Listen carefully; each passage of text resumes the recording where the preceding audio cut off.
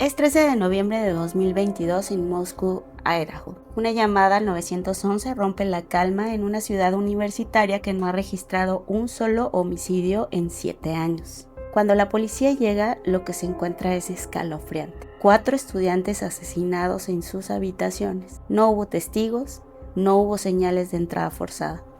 Durante semanas la policía no tuvo respuestas, solo miedo, teorías y silencio, hasta que una pista llevó a otro estado, a otro campus y a otro estudiante.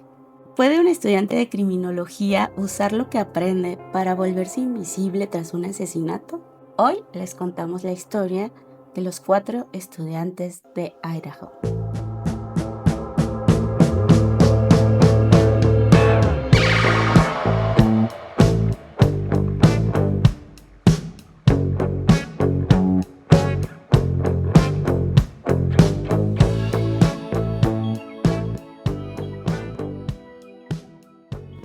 Aquí te voy a contar un caso que es muy reciente y que se hizo realidad la peor historia de terror que te puedes imaginar. Y además, vámonos a los tiempos en los que teníamos 21, 22 años, en los que la verdad es que todo es muy, muy tranquilo. Sí, desde el segundo piso siempre tienes la perspectiva de que no pasa nada o es difícil que pase algo. Es difícil que te pase a ti. O que te pase a ti porque sí pasa, pero le pasa a otros. Pero le pasa a otros. ¿No? Sí. Entonces, bueno, estamos, imagínense, en una casa entre pura chaviza y rodeados de chaviza, ¿verdad? Entonces, en esta casa viven Madison, que es conocida como Maddie, y Madison Mogen tenía en ese momento 21 años, chiquecita. Estudiaba mercadotecnia, era muy querida en el campus, extrovertida, ya sabes, rodeada de amistades. Las ves en unas sonrisas y en sus TikToks y bailando y compartiendo hasta cómo están jugando juegos de mesa en su casa, todo súper bien. Maddie es muy amiga de otra chica que también vive ahí y vive con ella, que son Kaylee Concabez. Kaylee y Maddie son amigas desde chiquecitas. Desde la infancia. Casi que se hicieron hermanitas desde niñas, de que incluso compartían vacaciones, o sea, de que una se iba con la familia de la otra de vacaciones y la otra igual con la otra familia. Entonces casi que eran hijas de ambas familias, en esos casos. Crecieron juntas y no, o sea, se conocieron de niñas y no se separaron nunca. Incluso fueron a la misma universidad y fueron a vivir. Kaylee y Maddie tienen 21 años, pero Kaylee estaba ya como en una transición de salir de la universidad para irse a trabajar a Austin. Había encontrado un trabajo en Austin, Texas, se acababa de comprar un carro y de hecho ella ya no vivía en ese lugar, sino que regresa a visitar a su amiga y enseñarle el nuevo coche. Pero ella entonces era un poquito más grande. Sí, en realidad las dos tenían 21 años, pero por el tipo de carrera, digamos que Kaylee había podido salir antes. Entonces, bueno, se conocían desde la infancia, inseparables, hermanitas. Y de hecho, si las ves, se parecen muchísimo. O sea, las dos rubias, de ojos grandes, prácticamente la misma estatura, la misma complexión, parecen hermanitas. Sana Kernodle también vivía ahí, ella tenía 20 años, era un poquito más chica que Kaylee y que Madison. Y ella estaba con su novio se llama Ethan. Ethan Chapin también tenía 20 años, era de la misma edad de Sana, y bueno, Ethan no vivía ahí, pero pues se quedaba generalmente o regularmente a dormir porque ahí estaba su novia, ¿no? Entonces, Sana también se habla de ella súper bonito, estudiaba mercadotecnia, era muy trabajadora, era muy energética, tenía muchas amistades y justo esa noche de lo que ocurre, que se los voy a platicar ahora, había salido de fiesta con su novio Ethan. Ethan es trillizo, tiene 2 hermanos, tiene un hermano y una hermana, que entonces entre ellos son trillizos, y pues también era atlético, tranquilo, muy trabajador, muy animado, al parecer también muy noble y pues todo el mundo tiene cosas muy bonitas que decir de Ethan. Y además la relación muy cercana, que obviamente así era, pero con sus 3 hermanos, con sus otros 2 hermanos, ¿no? De los que era trillizo. Ahí mismo en esa casa vivía Dylan Mortensen y también vivía Bethany Funky. Dylan y Bethany son las únicas sobrevivientes en este caso. En esa casa tiene 3 pisos. En el tercer piso hasta arriba vivían las 2 chicas que les digo que eran como casi hermanas, que eran Maddie y Kaylee, ¿no? Maddie dormía en un lado del cuarto y Kaylee en el otro. Abajo o en la parte de en medio estaba durmiendo, digamos, Dylan. Y Sana estaba también en ese piso del medio. También había 2 habitaciones en medio. Dylan de un lado y Sana de otro. Sana estaba con su novio Ethan en esa habitación. Y en la parte de abajo vivía o dormía más bien Bethany, hasta abajo. Es que solo había una habitación. Pero la casa está como en un montículo, como en un cerrito. Entonces, cuando podías entrar del costado, entrabas directamente a la cocina, que entrabas al segundo piso. Y por el frente podías entrar desde abajo, ¿no? Desde el primer piso. ¿Okay? Bueno, más o menos así estaba organizada la casa. Ahora, esta casa era la ubicada en el 1122 de King Road. Esa era la calle en Moscow, Idaho. Era un ambiente estudiantil en el grado que dicen esta era una casa de fiestas. Era muy común que las puertas no se cerraran, era muy común que hubiera gente adentro que no todas las que vivían ahí conocían, que hubiera personas que iban por primera vez y que no necesariamente conocían a quienes vivían ahí. ¿A cuántas fiestas no has ido a una casa y donde el 80% de las personas que están ahí no tienes idea quiénes son? Exacto. O sea, tú vas con tu grupo de amigos, que son 4, que conoces 5, y a los demás, pues quién sabe quiénes sean. Y no te salta, o sea, para pues nada. En ese momento dices, el toparte en tu casa a alguien que no conoces, no te brinca, es como de, pues seguro viene con él, o viene con ella, o se vino de algún lado, ¿no? Ajá. Y incluso hay veces que tú sueles estar en una casa y dices, yo no supe ni cómo llegué aquí, no sé ni quién vive aquí, pero sé que aquí llegué a la fiesta. Ah, sí, iba a decir tu mamá. Pasa, me han contado, ¿no? Mírala, entonces, mírala. En un ambiente... Sépase qué hacía. Mírala. Mira su criatura. Digamos, en un entorno universitario es mucho más fácil que en cualquier otra casa donde solo hay una casa de estudiantes, donde viven estudiantes, ¿sabes? Sino como todas las casas o la mayoría son de estudiantes o viven estudiantes, pues es muy común. Sí. Entonces, no suena para nada raro que una estés a las 2, 3 de la mañana medio alcoholizada. Así.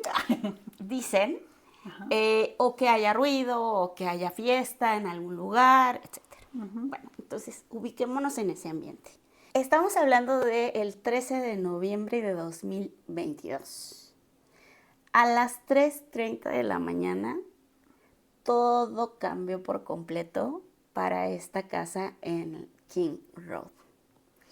Resulta que a esa hora, una figura desconocida entra en el vecindario en un Hyundai blanco.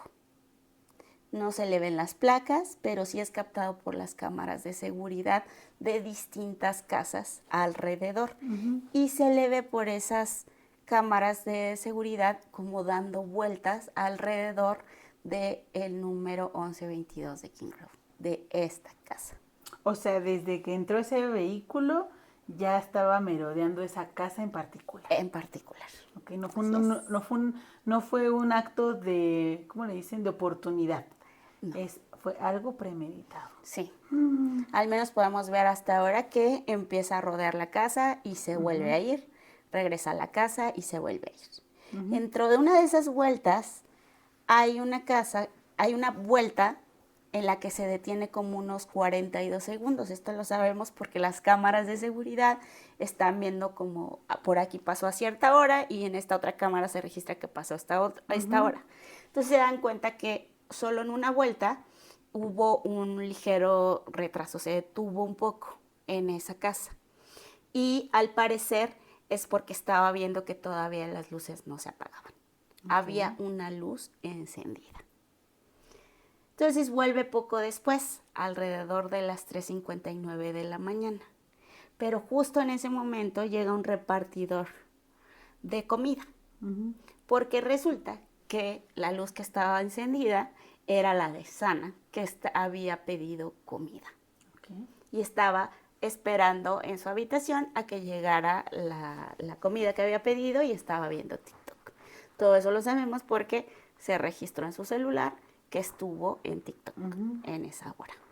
Este DoorDash, que es quien entrega la comida, tomó una foto para confirmar la entrega y la confirmó, esa foto la tomó a las 3:59 de la mañana. ¿Cómo las aplicaciones te permiten tener una cronología bien cabrona? Podemos tener una cronología de lo que ocurrió esa noche, minuto a minuto. En ese momento, quizás esta persona que entregó la comida se haya topado con ese auto blanco que estaba estacionado viendo esa casa. Sana apaga la luz y se empieza a comer su comida viendo TikTok. Okay. Mientras veía TikTok. A las 4:04 de la madrugada de ese día, ese auto blanco regresa nuevamente a dar la vuelta. Pero esta vez ya las luces de esa casa están apagadas. Entonces el conductor se intenta estacionar, se ve como que duda, como que se estaciona, pero luego va hacia adelante. A las 4:06 la cámara los captan haciendo como un giro, como que ya se iba y dice, sí, y se regresa. Okay. Se regresa a las 4:07, que es lo último que se ve cuando se da hacia la vuelta y entra, se estaciona en la parte trasera de la casa. A las 4:13 de la mañana, la persona que estaba ocupando ese Hyundai blanco baja, camina hacia la casa y al entrar por la parte de atrás, logra entrar en el segundo piso, al nivel del segundo piso. La puerta de la cocina es corrediza y es común que esa casa pues no se aseguraran las puertas. Claro. Entonces solo hizo correr la puerta, entró a la casa. Inmediatamente esta persona sube al tercer piso, donde se encuentran Kaylee y Maddie. Esa vez Kaylee y Maddie habían ido a tomar unos tragos, habían ido a un bar, salieron, pasaron a un lugar a pedir comida, comieron un poco, tomaron un Uber que la llevaba unas cuantas cuadras hasta su casa, llegaron, una de ellas tenía su perrito, entonces lo sacaron a pasear, pero ellas ya venían alcoholizadas. Recuerden que Kaylee había ido únicamente para enseñarle a Maddie su carro. Entonces, en esa ocasión, pues se quedaron a lo mejor platicando, se quedaron dormidas juntas en la misma cama, a pesar de que cada una tenía su habitación. Pero su perrito de Kaylee se queda en su habitación y se queda a dormir junto con Maddie. Están dormidas juntas, un poco alcoholizadas, y esta persona, esta figura que se bajó del Hyundai blanco, sube directamente hacia sus habitaciones, hacia el piso donde se encuentran ellas. Cuando llega, ataca mientras duerme a Kaylee y a Maddie. La pelea al parecer fue muy breve, pero fue brutal. No tuvieron ningún tiempo para reaccionar. Apenas pudieron defenderse una de ellas. Al parecer, Kaylee pudo luchar un poco. Okay. Pero Maddie no pudo luchar. En esta pelea breve pero brutal, Kaylee sufrió heridas en el rostro de golpes muy fuertes. Fue golpeada, pero además recibió varias puñaladas. Igual que Maddie. A las 4:16 de la madrugada... O sea, estamos hablando de 15 minutos, 10 minutos. 2 minutos, en realidad. A las 4:14 más o menos se cree que ya entró a la habitación donde dormían Kaylee y Maddie. A las 4:16, Sana interrumpe su escroleo en TikTok y camina hacia la cocina. Se cree que ve la puerta corrediza abierta y escucha ruidos en el piso de arriba. Y entonces, como que sube las escaleras. Eso lo sabemos porque la aplicación de su reloj registra el cambio de altura de nivel. En el pasillo, desde el tercer piso, cuando sube las escaleras, ve una sombra. Una figura alta, encapuchada. El asesino la ve. Sana da la vuelta, corre y baja las escaleras. El asesino la persigue. Ella corre hasta su habitación, donde estaba su novio y tan dormido. En la persecución y en este jaloneo que hubo con Maddie y con Kaylee, la funda del cuchillo que llevaba el asesino la perdió. Se quedó ahí. Esta funda más tarde va a ser clave. Pero entonces se cree que alrededor de las 4:17 hay una cámara en el exterior de la casa trasera que capta un grito ahogado y un golpe seco. Este grito se cree que es el de Sana siendo asesinada en su habitación. Ethan, que aún estaba dormido, pues es la siguiente víctima después de Sana. Después del ataque, se cree que el asesino se sentó un momento en una silla que está dentro de la recámara de Sana. Y Ethan. Los peritos creen que se sentó por lo exhaustivo que había sido para ese momento, el haber los ataques a 4 personas. Y la adrenalina que la adrenalina muy probablemente. Y también el hecho de que probablemente él no iba buscando quitarle la vida a 4 personas, sino quizás específicamente solo a una. También se encontraron, al parecer, huellas de sangre en ese sillón o en esa sillita dentro de la habitación de Sana. A punto de huir, esa figura encapuchada pasa frente a la habitación de Dylan. Ella abre la puerta porque escuchó ruido. Lo ve pasar, se lo topa de frente, se congela, cierra la puerta mientras la figura pasa frente a ella y sale nuevamente por la cocina.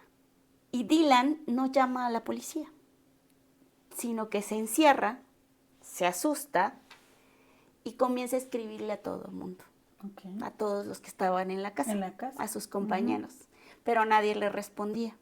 Hasta que alrededor de las 4:26 Bethany se despierta y le contesta el teléfono. Pero... ¿Bethany en qué habitación estaba? Hasta abajo, en el primer piso. Ah, y él solo se quedó en el segundo. En el segundo piso cuando persiguió a Sana. Pero digamos que la siguió a una habitación y pasó enfrente de la otra.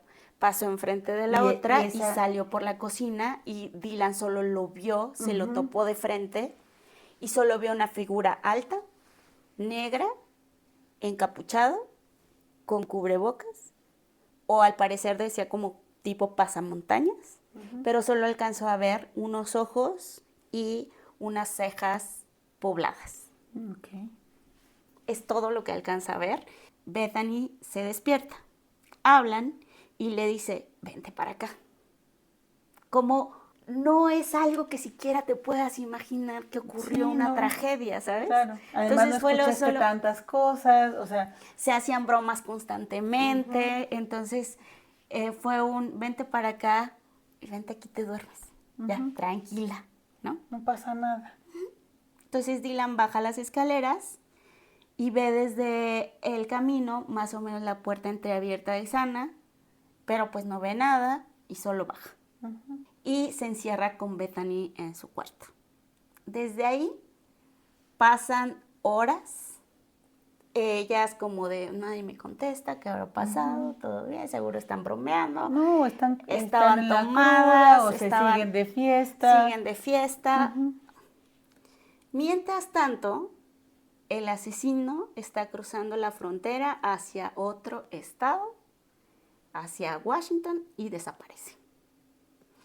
Aproximadamente a las 11:55 de la mañana, tras horas de estarse mensajeando entre Dylan escribiéndole a Kaylee, a Maddie, a Sana, o sea, de qué onda, nadie les contesta, y le hablan a un amigo. Y le dicen, oye, ven a ver porque algo está mal, y según esto Dylan vio a alguien a las 4 de la mañana más o menos. Ojo, amistades, recuerden, estamos hablando de chiquillas y chiquillos de 20 y tantos años que de pronto estaban también alcoholizados, al grado de que de pronto no sabían realmente si lo que vieron no lo vieron. Hay como muchas dudas. Además, Bethany, alrededor de las 6 de la mañana, le escribió a su papá porque le dolía mucho, al parecer, un diente o una muela. Entonces el papá le dijo, tómate un Advil.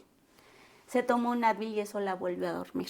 Por eso hasta las 11:30, casi el mediodía del día siguiente, es cuando ya despiertan y dicen, vamos a ver qué pasó. Y un poco entre bromas de ay, qué miedo, y que vamos a ver qué pasó, y que no sé qué, le hablan a un amigo. Y le dicen, oye, ven, ayúdanos a revisar porque pues algo está mal. Yo creo que lo peor que pudieron imaginar es, se metió a robar a alguien. Claro. O nos robaron el iPod, ¿sabes? Hasta ahí. Ese amigo entra primero y les dice, a ver, bueno, voy a ver. Y lo primero que ve es a Sana en el piso, rodeado de sangre, y ve también a Ethan en la cama, también ensangrentado, sin vida. Él entiende en ese momento que esto ya no era una cuestión relajada. Claro, o sea, pues sí. Y entiende inmediatamente de esto está... El pánico, el terror de ver a alguien, no me lo puedo imaginar. No te lo puedes imaginar. Y este es un chico, amigo suyo, de la misma edad. Sí, a tus amigos, o sea, que eso te hubiera sucedido a esa edad. Bueno, a cualquier edad es impresionante, pero no es algo que te puedas siquiera empatizar porque no sabes ni qué se sentiría, ¿no? ¿Cómo puede ser, ¿no? El terror. Entonces, bueno, él sale corriendo y solo le dice a las chicas, a Dylan y a Bethany, les dice, afuera, afuera, afuera, afuera. Y llama al 911. Llama al 911, una de ellas, y empieza a decir así de, necesitamos que venga la policía, le puedo decir qué pasó, es que al parecer una amiga está inconsciente. No sabía qué había pasado. No, porque él solo les dijo hacia afuera, y estaba como un poco cuidando la situación. Entonces ella dice, una amiga está inconsciente, y le dice, si está inconsciente, no despierta, y la persona del 911, la operadora, le dice, ok, hay alguien inconsciente, y dice, sí, pero es que algo pasó a las 4 de la mañana, y sí, ¿le puedo decir qué pasó? Dice, no, o sea, necesito saber qué está pasando en este momento, si hay alguien inconsciente en este momento, qué edad tiene y todo. Entonces, no hablamos de eso, y se empiezan a pasar el teléfono, al grado que la operadora dice, necesito que solo una persona tome el teléfono y confírmenme la dirección. Incluso cuando le pasan el teléfono a este chico que les fue a ayudar, le dice, sí, sí, necesitamos que venga la policía, necesitan un paramédico, tienen un desfibrilador, ellos dicen,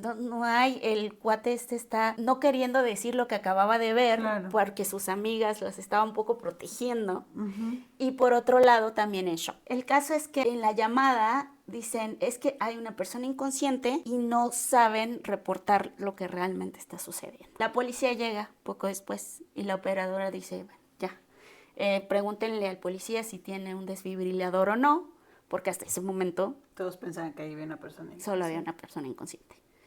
11:55 a.m. 42 seconds, November 13, 2022. 911 location of your emergency. Hi, something is happening. Something happened in our house. We don't know what. What is the address of the emergency? 1122.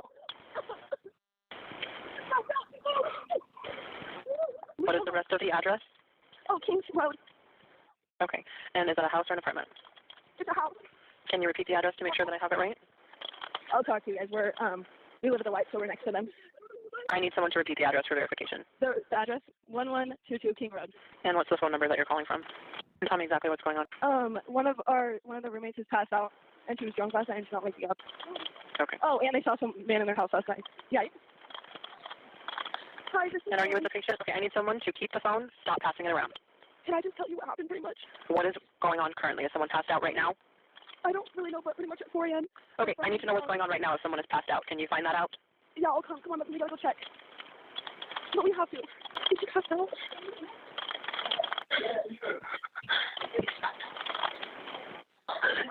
She's passed out. What's wrong? She's not waking up. Okay, one moment. I'm getting help started that way. Okay, thank you. What's wrong?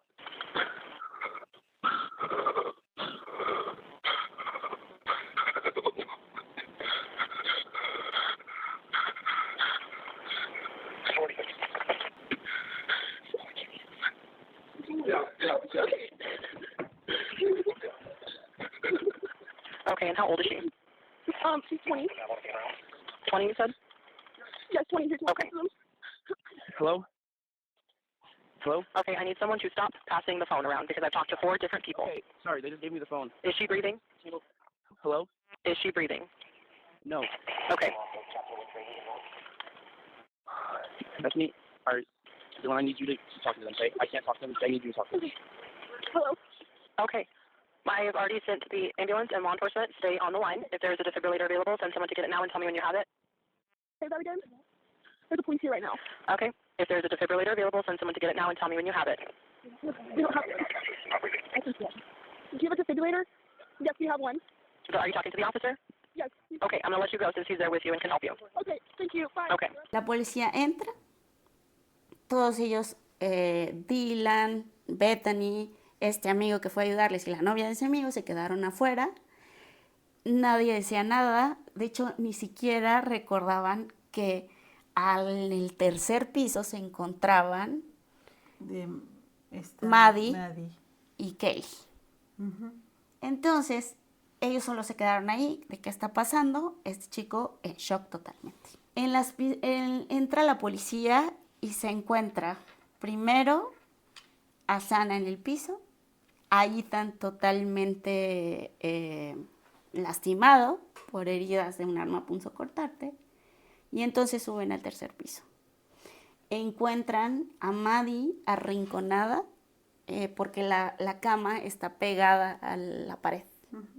La habitación es muy pequeña en realidad y Maddie está arrinconada en la pared porque al parecer se alcanzó a despertar y empezó a luchar y un poco se trató de protegerse.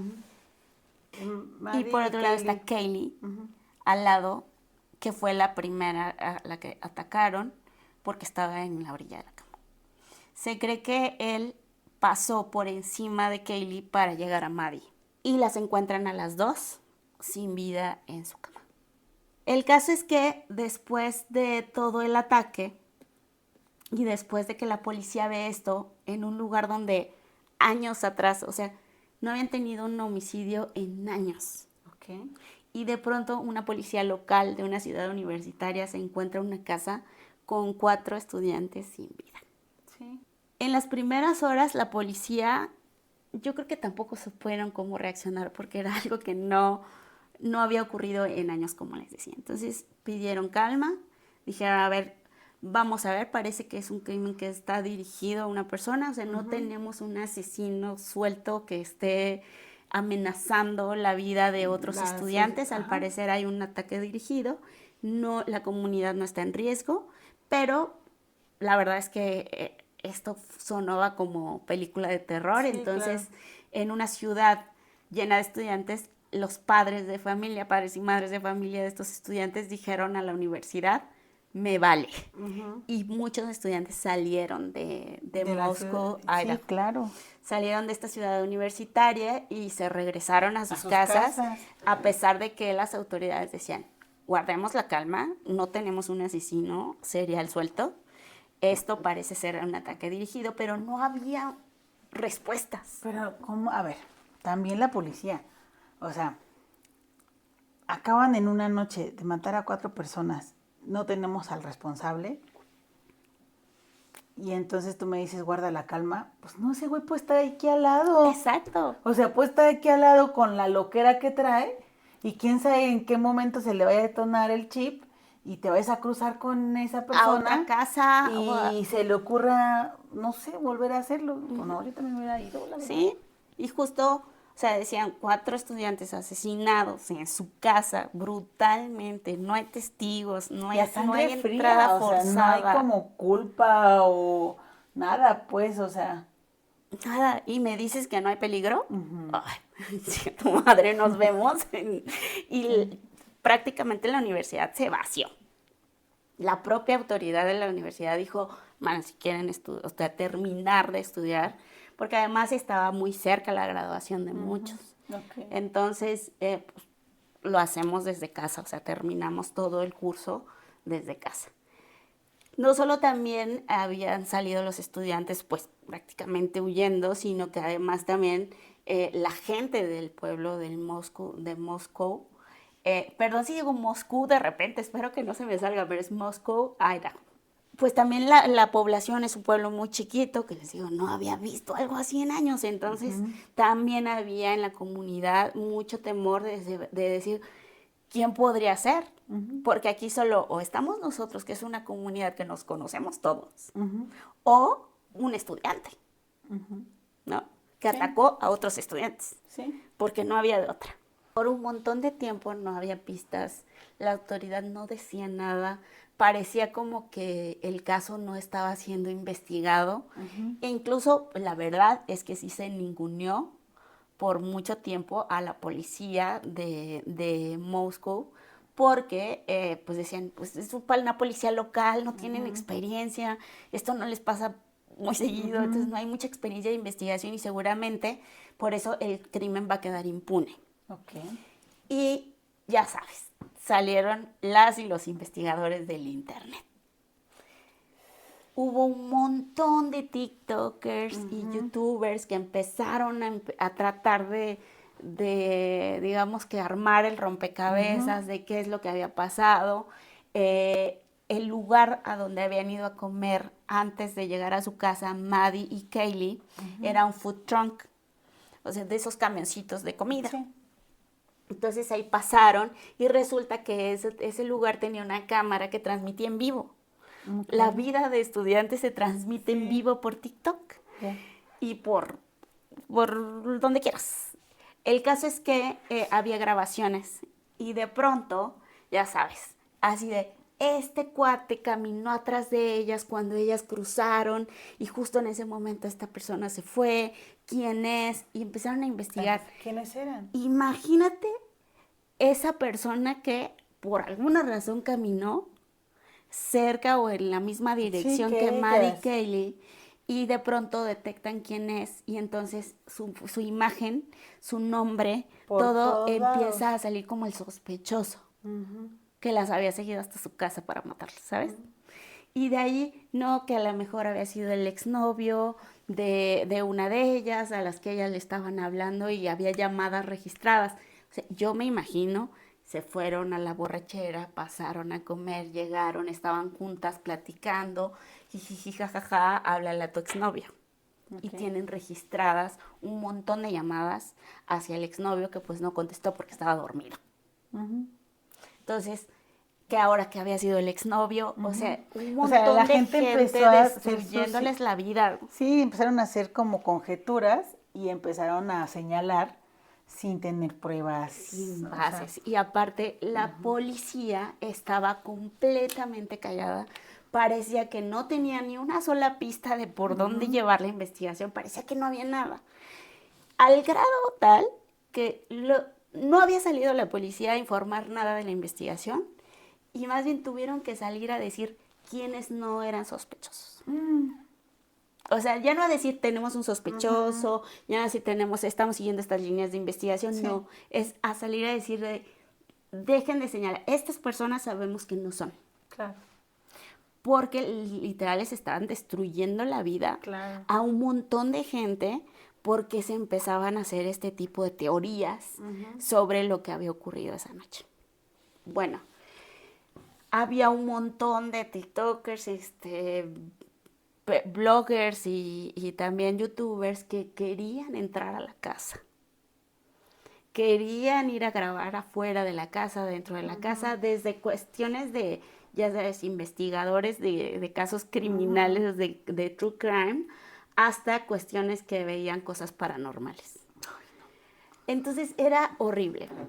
Era horrible. Imagínate a los hermanos de Ethan, que también estudiaban ahí, que también vivían cerca de ahí, el estar viendo cómo la casa se volvió pues un centro de atención para un montón de gente con morbo. Y al final de cuentas, o sea, es como ir a, yo soy el primero que va a mostrarte las imágenes, o de cómo se ve, o cómo es la casa,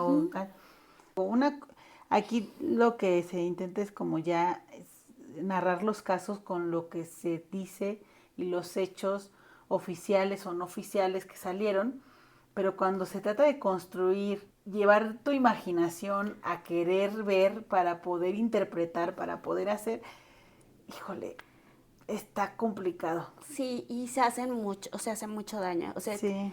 en este piso, en este cuarto piso, tratamos de que los casos que de los que platicamos ya estén cerrados. Sí. O sea, ya hubo un juicio, ya hubo una resolución, ya hubo tal, pero estar teorizando puede ser peligroso, o sea, para poner en riesgo la investigación que está sucediendo en ese mismo momento. Sí, o sea, imagínense que la policía se tuvo que distraer para ir a aclararle a la gente, a ver, estas personas no son.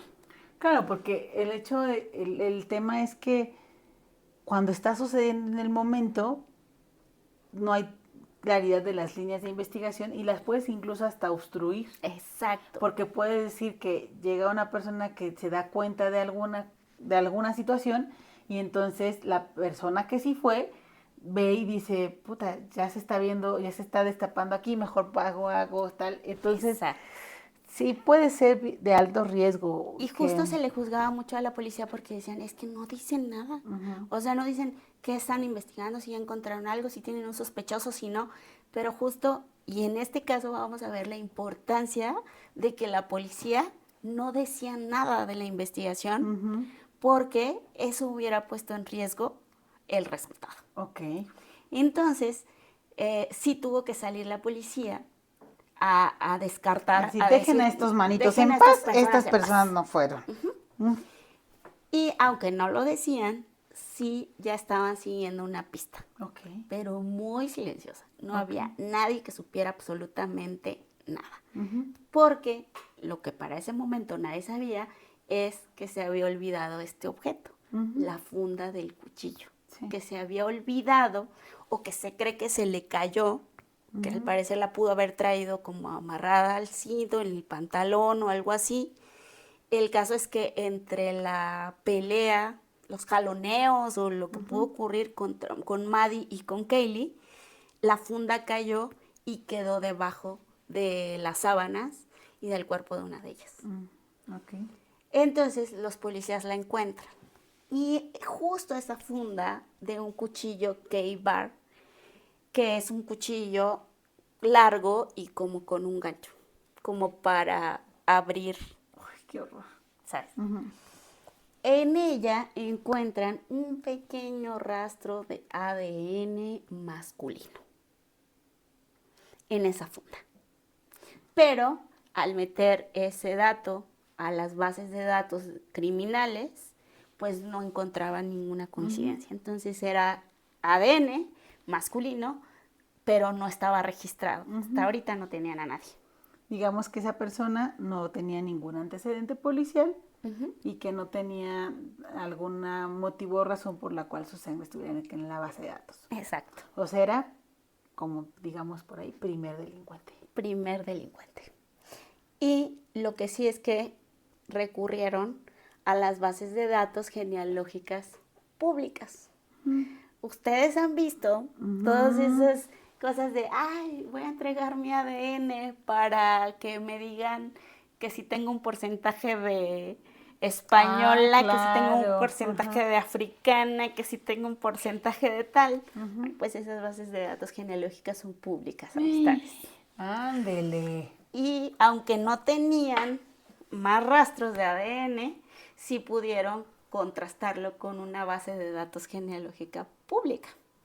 Y ahí pudieron construir una línea familiar a partir de ese ADN que las llevó a un nombre: Brian Christopher Koberger. Entre familiares lejanos alcanzan a encontrar este nombre. Y entonces, ¿cómo crees? O sea, estoy impactada de la línea, o sea, sí, o sea, ni siquiera fue directamente que lo encontraran a él. Tuvieron que seguir sus líneas familiares. Ajá. Wow. Ajá. Para llegar a decir, bueno, este nombre saltó. Pero, o sea, su ADN pudo llegar al lugar de muchas formas. Uh-huh. Pero estaba en la funda del cuchillo, que aparentemente, o hasta ese momento se cree, era el arma homicida. Bueno, después, en paralelo a esta revisión del ADN, encuentran un Hyundai Elantra blanco que había sido captado por las cámaras dando vuelta, como les había visto. Revisando los registros de los Hyundai blancos Elantra, detectan que hay un vehículo exactamente igual que estaba registrado a nombre de un Brian Koberger, que era un estudiante de posgrado que vivía en Pullman, Washington. Y haz de cuenta que aquí está Idaho y aquí está Washington y literal se unen por una carretera. Ok. En Pullman está de Moscú, Pullman, 15 minutos en esa carretera. Pero es una carretera, o sea, prácticamente de pura campo. Es un puente. Es un puente casi. Pues resulta que Brian Koberger era un estudiante de 28 años que estaba cursando su doctorado en criminología. Era asistente de una catedrática, enseñaba clases sobre el sistema penal y al parecer tenía un profundo y también perturbador interés en los asesinos seriales. Incluso estaba haciendo o hizo en algún momento un estudio sobre los asesinos seriales y hacía preguntas como de: si tú matarías, ¿por qué lo harías? ¿Qué crees que se sentiría? ¿Cómo te sentirías después? ¿Qué te motivaría? Pues un poco desde un enfoque académico, pero también ahora volteando a ver un poco esas preguntas que hacía, sí llamaba un poquito la atención. Creo que estaba tomando mucho nivel de detalle. El caso es que para la policía fue o sea, ya son muchas coincidencias, ¿no? Claro. Aquí ya nos salió un ADN que nos lleva a este Brian. Y además resulta que el Brian tiene un carro exactamente igual que el que podemos ver dentro de las cámaras, aunque no tenemos placas. Durante las fiestas de diciembre, Brian viaja con su papá de Washington hasta Pensilvania, en viaje en carretera, bastante largo. Para este momento, la policía ya traía un ojo puesto en este Brian.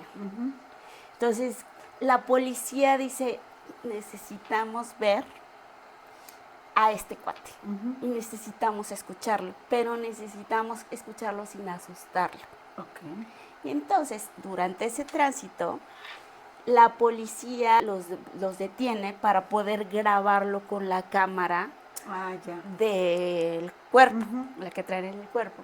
Entonces, cada que lo detienen porque al parecer no iba guardando la distancia adecuada. Okay. ¿Ya? Y me dejas ver tus registros y casi pues se llama Brian no sé qué y todo.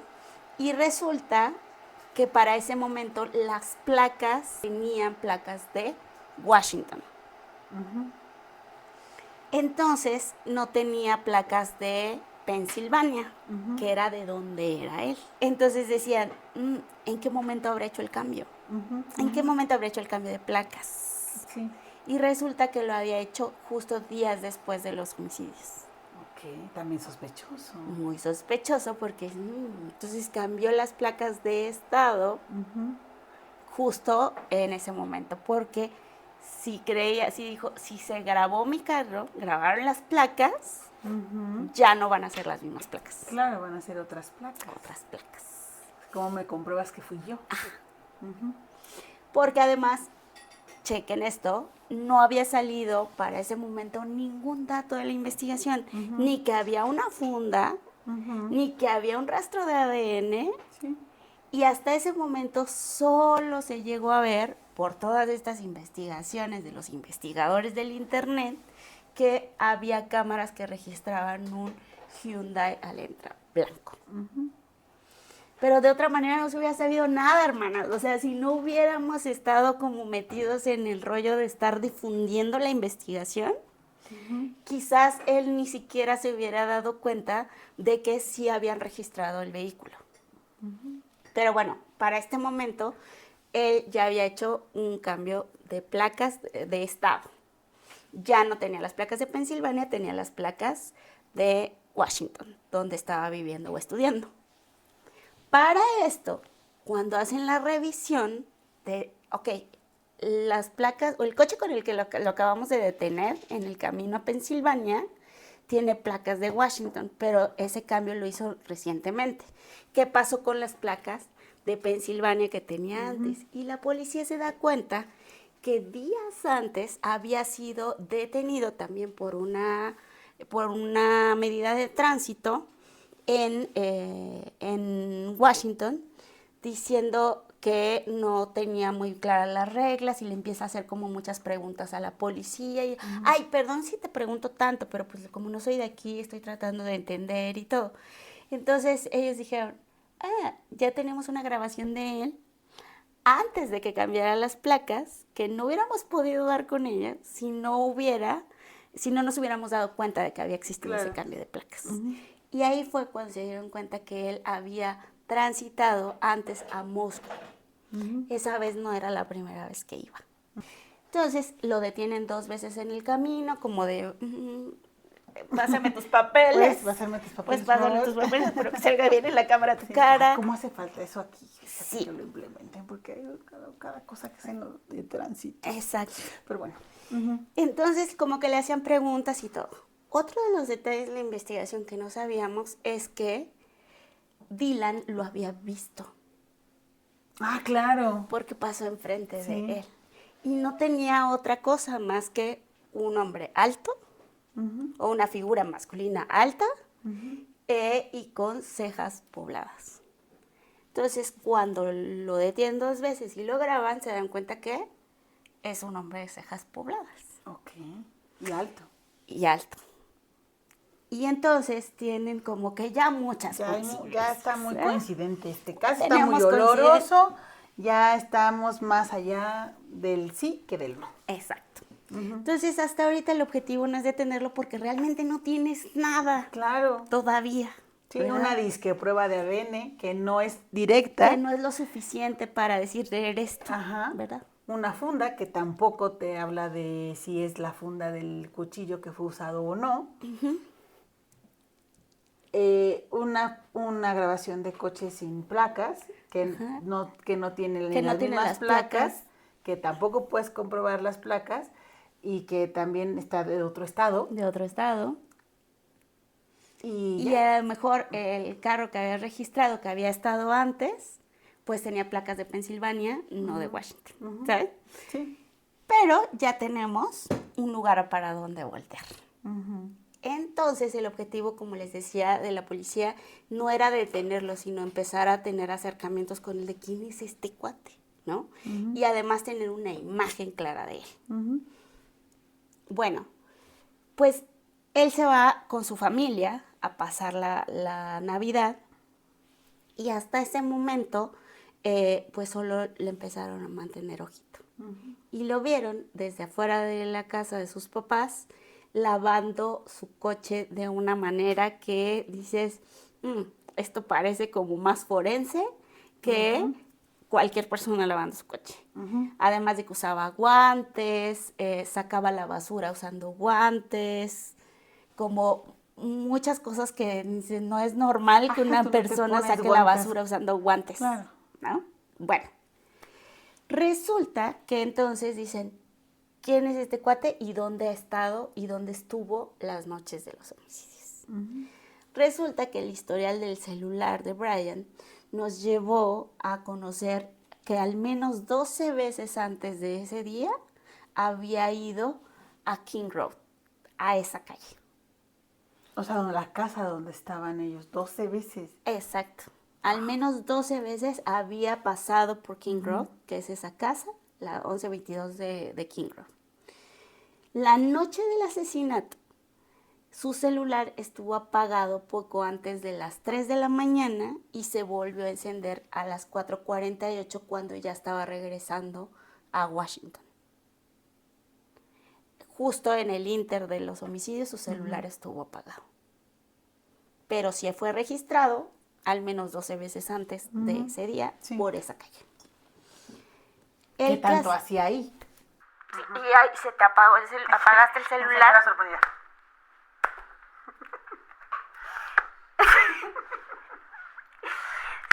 Básicamente la ventana de tiempo en que ocurrieron los homicidios al momento en el que él ya está entrando a la ciudad de Pullman es cuando pues, todo ese tiempo fue el celular apagado. Tenemos muchas coincidencias. Sí, no. Demasiadas coincidencias. El caso es que, como les decía, la policía dijo, mira, ya revisamos su celular, ya revisamos que hizo un cambio de placas, ya revisamos que había venido para acá, ya revisamos, y mientras lo estamos checando allá afuera de la casa, que está limpiando su coche muy exhaustivamente. Y entonces... Pero qué raro, porque en su coche, ¿qué? Pues él muy seguramente no se metió limpio a su coche. Ah, claro.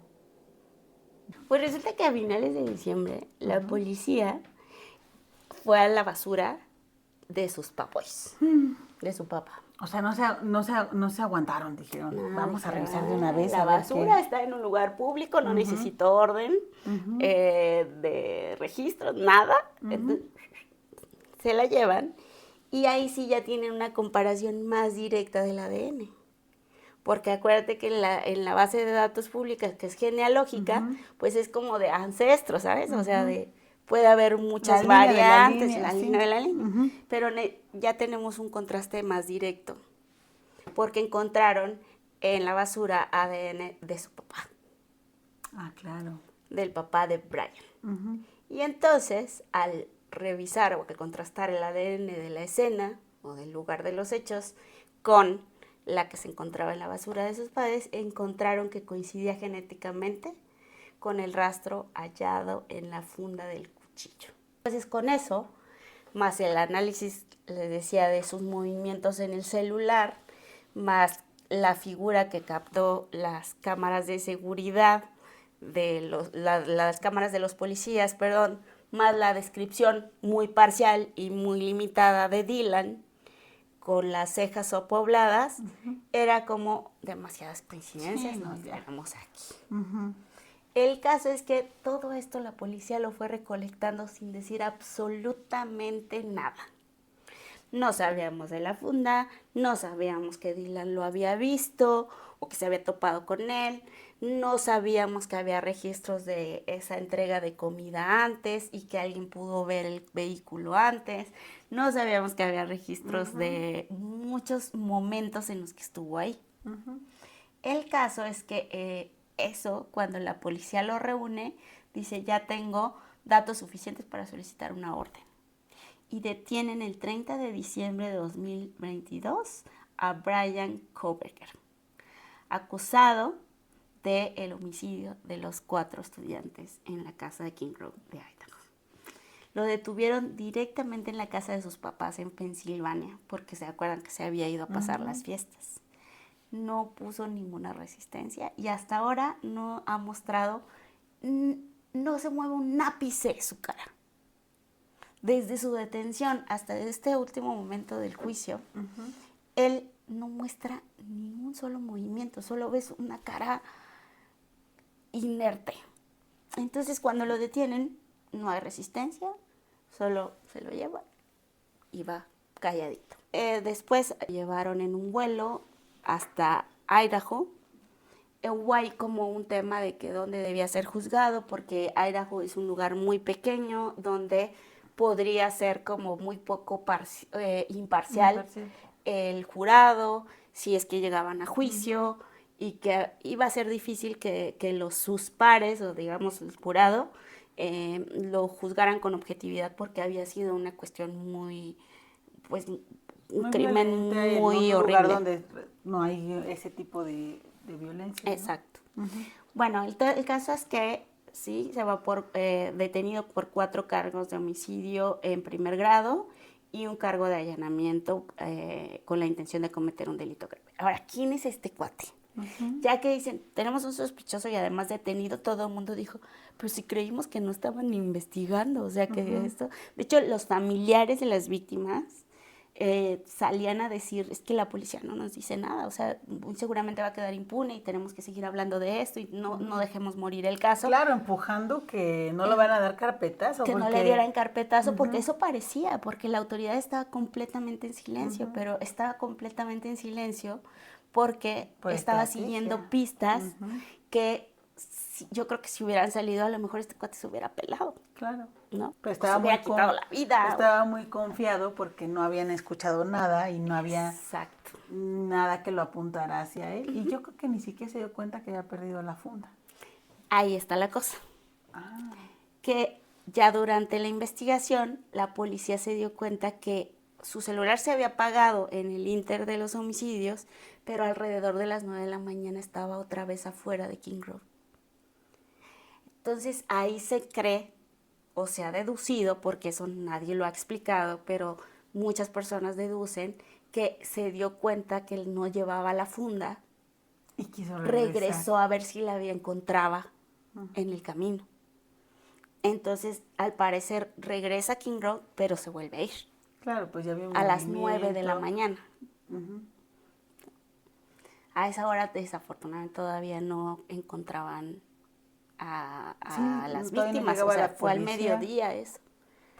Pero él creyó que la podía encontrar afuera, ¿no? Yo creo, y esto es solo una creencia mía, que regresó, quiso buscar como alrededor, se dio cuenta que no la encontraba y dijo, pues, ya sabe cómo habrá sido. Bueno, sí. O sea, se ha de haber caído por algún lado, pero nunca esperó que estuviera dentro de la casa. Claro. O creo que él mismo no se atrevió a entrar otra vez a la casa. ¿Quién sabe? Yo siento que no se atrevió a entrar nuevamente a la casa a ver lo que había. Y además ya de día, porque acuérdate que quería que se estuvieran apagadas las luces. Exacto, la oscuridad. Él sabía que de día era más probable que alguien lo identificara, le quedara grabado en la cámara, quedara una imagen más clara. Más clara de él, sí, claro, totalmente. No lo había pensado así. No, pues ya se había atrevido a un chingo de cosas más que le iba a costar volverse a meter a buscar. Es que pero ver no se lo que quería, hiciste, no se quería incriminar. Ahora, ¿quién es este güey? Es un estudiante de criminología, de 28 años, vivía en Pullman, había dado clases, investigaba patrones criminales como parte de su investigación de doctorado y pues en realidad estaba muy obsesionado con estos temas de asesinos seriales y era un cuate que había sido muy retraído de jovencillo. Era un chiquillo como que tenía problemas de bullying, retraído, no es como muy, un atractivo físico muy, como convencional. No digamos que no es una guapura convencional, pero además como que al parecer sufrió mucho bullying de niño, de más joven, que tenía sobrepeso, pierde peso, gana músculo, se vuelve como más alto y más fornido, y entonces como que empieza a cambiar su comportamiento hacia alguien más controlador y más distante, como muy serio.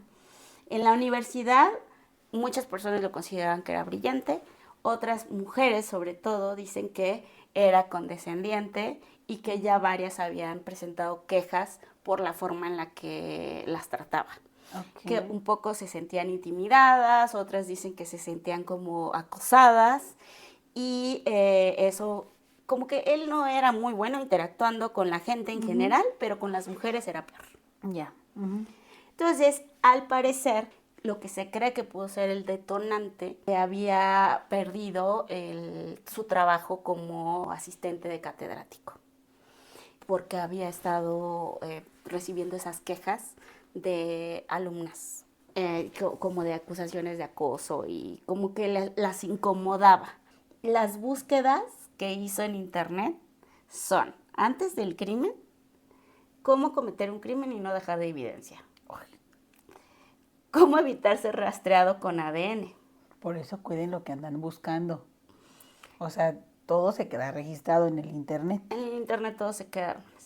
Yo creo que si algo debemos de aprender de todos estos casos es que nunca te vas a salir con la tuya. Ajá. O sea, si algo hemos visto, es que en todos los casos siempre la vas a cagar, no te vas a salir con la tuya. Sí. Y bueno, otra de sus búsquedas, ¿dónde apuñalar para matar más rápido? ¿Qué? Ay, no. Esto antes del crimen, después del crimen. Buscó asesinato de estudiantes de Idaho, filtraciones sobre escena del crimen. ¿Por qué algunos asesinos seriales no pueden parar? O sea, ya estaba pensando hacerlo otra vez. Una de las cosas que dicen algunos de sus propios profesores que estudian este tipo de personas y actos es que él probablemente pudo ser un asesino serial si no lo hubieran detenido. Claro. Y que realmente hay muchos más asesinos seriales de los que se cree. Lo que pasa es que muchos son detenidos antes de cumplir, digamos, con el estándar para ser etiquetados como asesinos seriales. El caso es que el cuate enfermo estaba siguiendo en tiempo real las noticias y la investigación de lo que él había hecho. Bueno. Que no sabe si es para mantenerse al tanto de qué es lo que se decía o si estaba disfrutando el hecho de tener tanta atención pública. Exacto. ¿No? O sea, no puedes saberlo.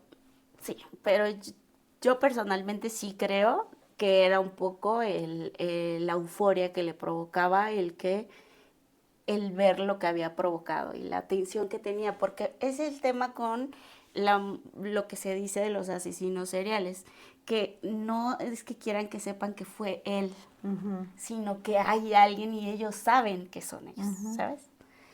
Bueno, hay una selfie que es así infame, porque a las 8 de la mañana del día de los asesinatos, o sea, hace 4 horas acababa de matar en su cama 4 jovencitas y jovencitos, y después de eso se toma una selfie donde lo ves así sonriendo.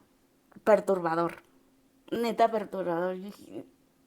O sea, como queriendo preservar el momento del día que hizo o logró una meta, un objetivo, ¿no? Sí.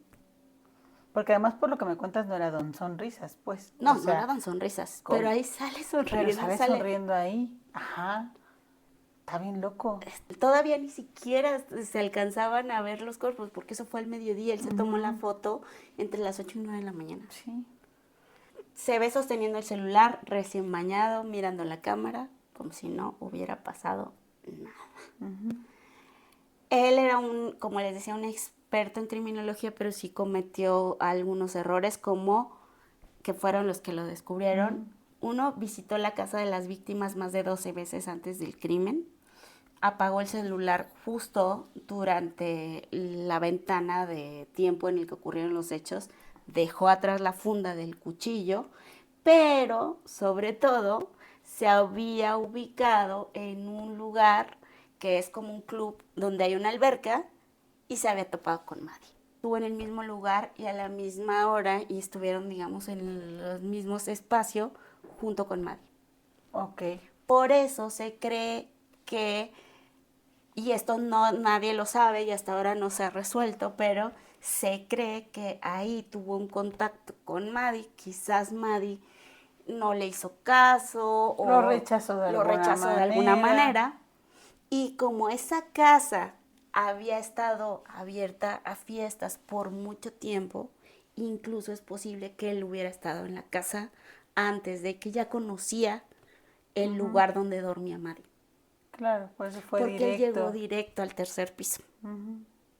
Entonces, se cree, y eso les digo, ni siquiera está confirmado ahorita en la investigación, sino por los datos que han surgido, estuvo en un mismo lugar, probablemente quien iba a buscar era Maddie, pero se encontró a Kaylee durmiendo con ella, y ella no, recuérdense que ella regresó.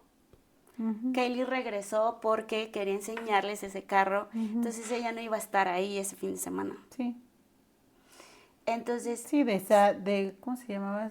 Sana. De Sana, pues igual fue porque ella subió y se lo topó. Sí. Y no la podía dejar ir. Estando en la recámara, ve a Ethan en la cama, dormido. Sí, todo fue circunstancial, menos mal. Entonces, esos fueron los errores que cometió. De hecho, es como lo que dicen a veces que cuando son los primeros homicidios de los asesinos seriales, cometen muchos errores porque es como que lo practican o de alguna manera tienen sus metodologías y luego las van como perfeccionando, sí. ¿no? Y sí, van evolucionando. Y qué bueno que lo atraparon en ese punto y no... Sí, porque se hubiera convertido a lo mejor en imagínate un profesor de criminología que por otro lado, como BTK, porque después les voy a hablar de BTK, que igual, o sea, alguien que lo veías como tranquilamente viviendo con su familia y todo, y resultó ser un asesino serial por años. ¿Qué? Activo por años. Ay, no. Bueno, ¿qué es lo que pasó? Después del arresto en diciembre de 2022, Brian se declaró no culpable de todos los cargos. Cuando le dijeron cómo te declaras, él dijo, not guilty. Y entonces estuvo más de 2 años esperando un juicio. Finalmente, por ahí había un debate porque él podría sufrir la pena de muerte, pero había personas como los padres de algunas de ellas que no están de acuerdo con la pena de muerte. Por cuestiones de principios, por cuestiones de ética, moral propia, decían, no estamos tan de acuerdo con la pena de muerte. Otros decían, como otro de los familiares de las víctimas decían, esto solo se paga así, ¿no? Pero bueno, había un debate un poco entre si habría o no pena de muerte y si le dejaban como esa opción o podrían hacer una negociación para que él pues se declarara culpable, no ir a juicio y entonces quitar de la mesa la pena de muerte, aunque sí la pena de prisión de por vida. ¿Por qué era importante para la fiscalía o para la policía que no hubiera juicio? Para no revivir todo esto. Claro. Y una de las cosas que dicen los propios policías de Idaho es que no le querían dar a él el placer de que todo eso se reviviera en un juicio. Claro. Porque justo el nivel de detalle y todo lo que se tiene que presentar como pruebas, evidencia, testimonios, imágenes y digamos que contar varias veces todo lo que ocurrió, iba a ser era también darle un festín. Ajá, claro. Total. La atención que necesitaba y revivir junto con él eso la situación. Y además ver a las familias en el juicio, pues obviamente sufriendo el recuento de todo lo que les había pasado a sus hijas, ¿no? Y a su hijo. Entonces, bueno, hubo negociaciones y el 2 de julio de 2025, estamos hablando de hace unos días, hermano, Brian Koberger se presentó ante la corte y se declaró culpable. Esta vez completamente culpable, sin ningún acuerdo, sin ninguna posibilidad de apelación, sin nada, por todos los homicidios, pero también por el allanamiento, y estará en prisión sin posibilidades de libertad condicional de por vida. Ay, ahora sí me quedé con la zozobra todo el caso.